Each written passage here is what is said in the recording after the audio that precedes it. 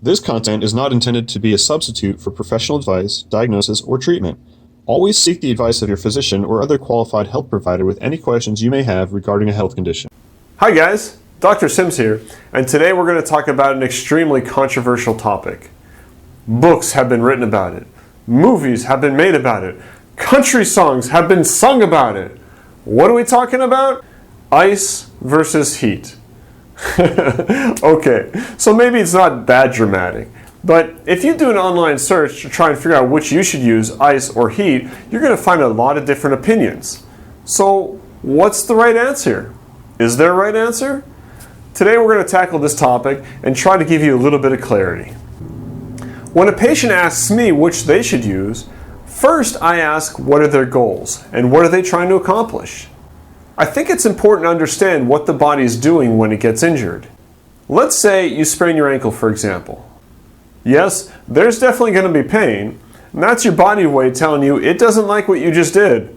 And I'm probably sure we could agree with that. Also, pain in an acute injury is the body's way of saying, leave me alone, don't touch me, and let me heal. Next, there's going to be swelling. So is swelling a good thing or a bad thing? Now, we're not talking about allergic reactions. When it comes to acute injury, swelling is always a good thing. Swelling does a couple of things. It brings a lot of much needed nutrients and healing factors to the injured area to help speed up the healing process. As the healing process continues, the excess fluid in the area also helps flush out waste. Now, in the case of the sprained ankle, swelling is also going to act kind of like a splint to immobilize that joint to prevent it from moving. You'll find this is a common trend throughout the body, especially in the joints. Whenever there's an injury, the body will do what it has to do in order to immobilize that area to prevent it from moving while it does what it has to do to heal. For example, let's say you injured your spine.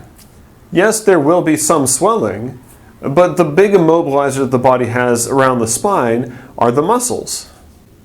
They will tighten up in an effort to limit the motion of the spine. Think of the last time you had a stiff neck or back. I bet you thought, well, I could really use a massage. So you go, you get one, and you actually feel better for a short period of time, but then the muscles start to tighten up again.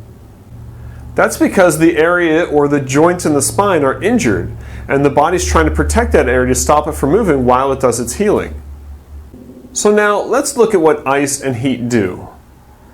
Ice typically can be used to help decrease inflammation and reduce the amount of pain that you're feeling. Heat can be soothing, especially to chronic pains or pains that you've had for a long time. It also does a good job in helping to relax muscles. But you need to keep in mind, heat is also going to increase the amount of fluid moving in an area, so it's never recommended for acute injuries. Most professionals recommend icing an acute injury. But again, I ask you what your goals are. Yes, the ice can help to slightly reduce the pain and decrease some of the inflammation, but because it slows down the fluid movement through the area, I believe it can also slow down the healing process a little bit. This body of ours has a tremendous amount of intelligence in it, and it always does something for a reason. And despite what we may have been told, it always does it in the exact amounts necessary. Although this isn't always convenient for our lives. We still want to move and work and play. But if you have time, maybe let the body heal and do what it does best and try not using ice or heat. Yes, sometimes we can do things to help speed up the healing process. But remember, the body always heals itself, as long as whatever's interfering with that healing process is removed. So when you're trying to decide, should I use ice or should I use heat, the first thing you should do is think about what your goals are. What is your purpose? What are you trying to accomplish? And what kind of timeline do you have to work with? Then you can come to a decision for whatever best suits your situation.